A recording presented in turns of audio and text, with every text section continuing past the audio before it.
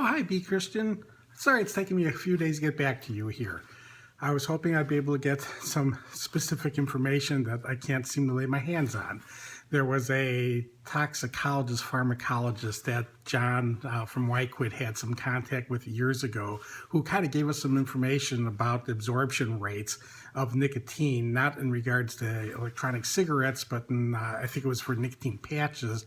And I was hoping that maybe we could get information from him, but he had actually passed away 4 years ago. And I maybe remembered parts of that, but until John wrote it, I didn't, it just wasn't clear to me whether we still had access to him as a resource. I don't know how to answer your question. It's complicated because there's certain variables that you would need to calculate how much nicotine actually could come in the route that you described. We need to know the concentration of the nicotine in the juice that you're using, how much would end up in a drop, then how long it would take. We know nicotine can get absorbed through the skin. You know that from patches. I knew that from years ago. They used to use nicotine in an insecticide. I believe it was called Blackleaf 40, that they eventually banned its use in the United States because it was so dangerous to use, because the farmers who were using it were literally getting toxic levels of nicotine, and it was just too dangerous for it to be an approved product. So I always knew that nicotine could be absorbed through the skin, but I never knew how long the exposure was, for these people who were using it.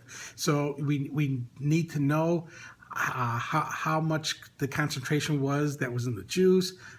When it got to your skin, how long did it actually take to get absorbed into the skin?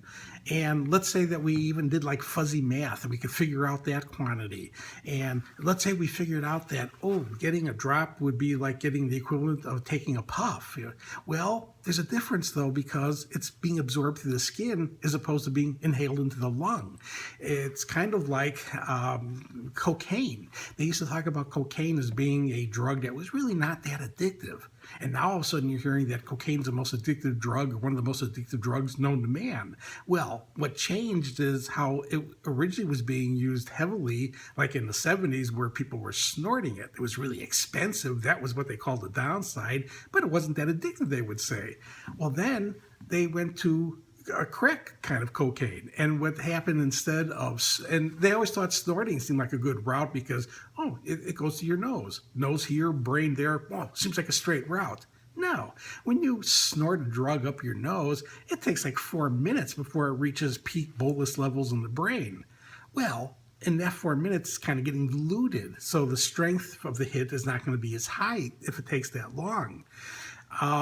If instead of snorting a drug, you inhale it straight into the lung, kind of what happens with nicotine in cigarettes or crack in the form of cocaine, if you inhale it, it doesn't take 4 minutes to get to the brain. It gets there in 7 seconds, meaning it's not diluted hardly at all. Well, I don't know what the absorption rate is in the skin. My guess is it's probably a little bit slower than it would be snorting it through the nose, but I don't know what that rate is. So trying to give you an answer by even figuring out the quantities, there's just too many variables that I don't know, and I just can't seem to find that kind of research out there.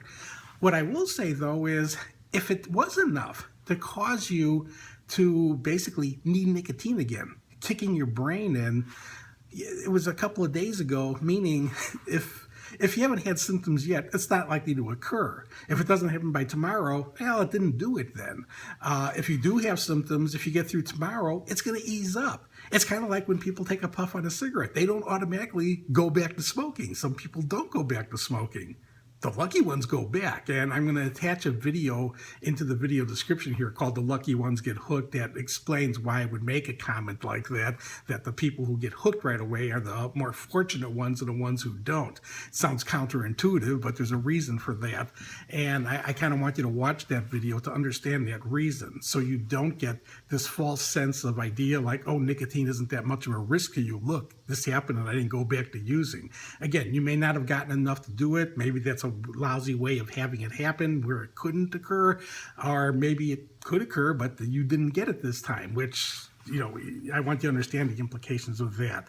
So I'm sorry I can't give any more specific information than that, but it's just something which, there just hasn't been a lot of data that I can find about it.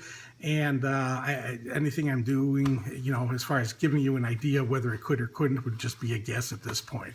So get through the next 24 hours. If this happened 2 days ago, if nothing happens, well, nothing happened this time. If it does happen, get through the 24-hour period. And as long as you never administer nicotine again by any route, and again, as for the e-cigarette or cigarette, as long as you, stick with the commitment that you made, you'll be fine. As long as you, again, never take another puff.